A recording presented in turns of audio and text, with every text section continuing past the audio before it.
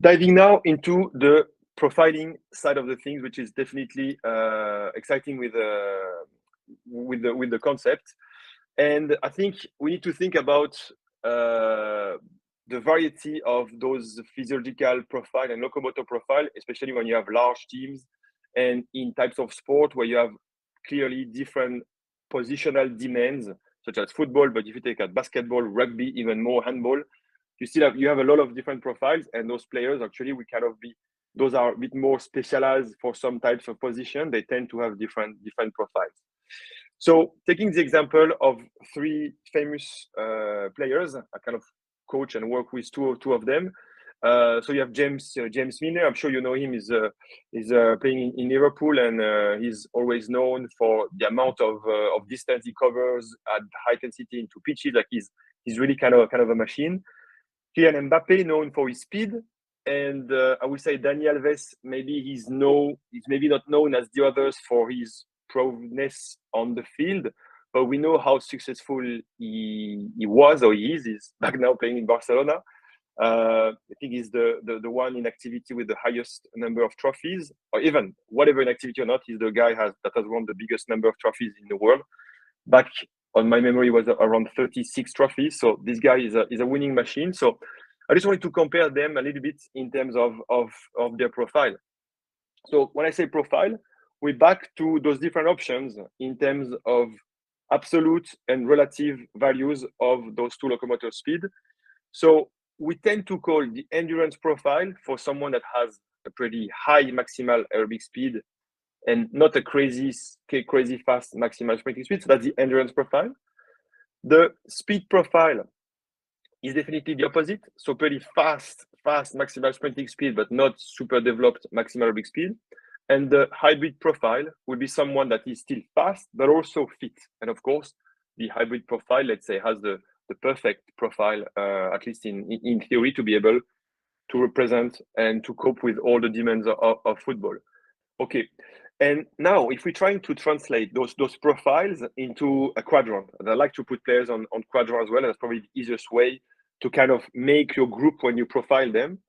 And if we want to be a little bit precise, those different types of profile, as I just said, you can get them roughly using the ratio between maximal sprinting speed and maximal aerobic speed. So if you were doing the ratio between one and the other, and the ratio will be pretty low, that will mean that the difference between both is not great, and that means you have an endurance profile. So that will be the top left aspect or corner of the quadrant.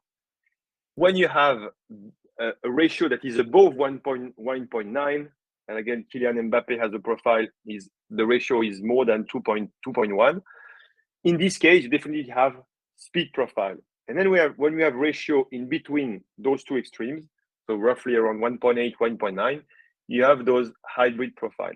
Again, this is based on the ratio and the relative. That means that's important to profile them, but this is not enough to predict tolerance, because you understood that for tolerance, now we're back into talking into absolute terms. So the best profile in terms of tolerance is likely an hybrid, but if the absolute values are high as well, and that's really the important point. And as you see on my quadrant, which I should have started by fitness on one side and speed on the other side. If you are on the lower left side of the quadrant, that means that you are both slow and less fit.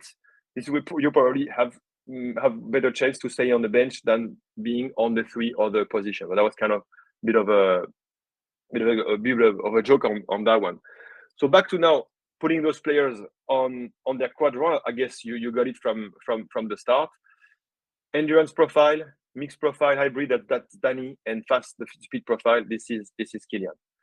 So again, now, which profile do we need on the pitch? Which profile is actually better suited to do one type of football, and how do they play? I would say again, ideally, you want the hybrid profile, both in terms of the relation between those speed, but also at the absolute level.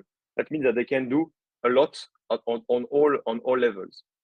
But before going to the detail of those profiles and what they can do and what they can do a little bit not as well as the others. An important point about the profiling, and these are data that come from our work with Alberto Mendes Villanueva back in those days in Qatar, when we were profiling the players at different age into the academy in Aspire. And as you can see, there were kind of pretty strong relationship between the two speeds. And this is based on the maturation level. So if you start with the age at peak height velocity group of players, so the kids, like roughly 8, 10 to 11 years old, up to 12, those guys, these are the gray rectangle, the gray square, sorry. You see kind of a straight kind of tendency for a relationship between the speed. That means no really specialization. The faster is also the fitter. And in this case, they kind of develop and grow with both locomotor speed at the same time.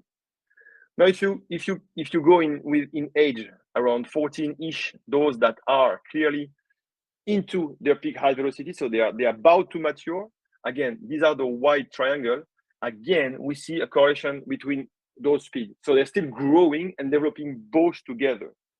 But once we now look at the post-PHV, so the mature kids, then duration is lost. That means that now, once they are mature, they kind of have turned into one profile or the other. And it's not obligatory now the faster that is also the fitter and vice versa. So the point I want to make with this profiling is that the profiling actually seems to work only after puberty, because before both speeds develop together. So even though it's obviously very important to kind of profile athletes as soon as you can to improve the work and understanding the macro and the micro at both levels, as I'm going to discuss in the next chapter, you have to be aware that you may not be able to profile them as well as you want until those players reach puberty. Again, that's based on one sample, and I'm still looking forward to see more data to confirm or not our initial findings on that. So back now to position and profiling, as I was saying. So if you think about action during a game, sprinting, of course, it's the speed profile that has the better chance to be successful at those activities. Repeated sprints, I gave 2+ for the endurance, because having this engine is able to repeat. I gave 2+ because starting so fast and being so fast, repeating sprint is kind of easy. But of course, the hybrid is the best equipped to be good at repeated sprint type of work, because he has the speed, so that he's using not much of his reserve, but because he has this base in terms of aerobic capacity, he can also better recover in between and then perform higher work in terms of repeated sprint. If you look at the overall match workload, same. We have the same idea, is that because of the mixed profile of the hybrid, this is where they're going to have the best ability to cover a lot of ground.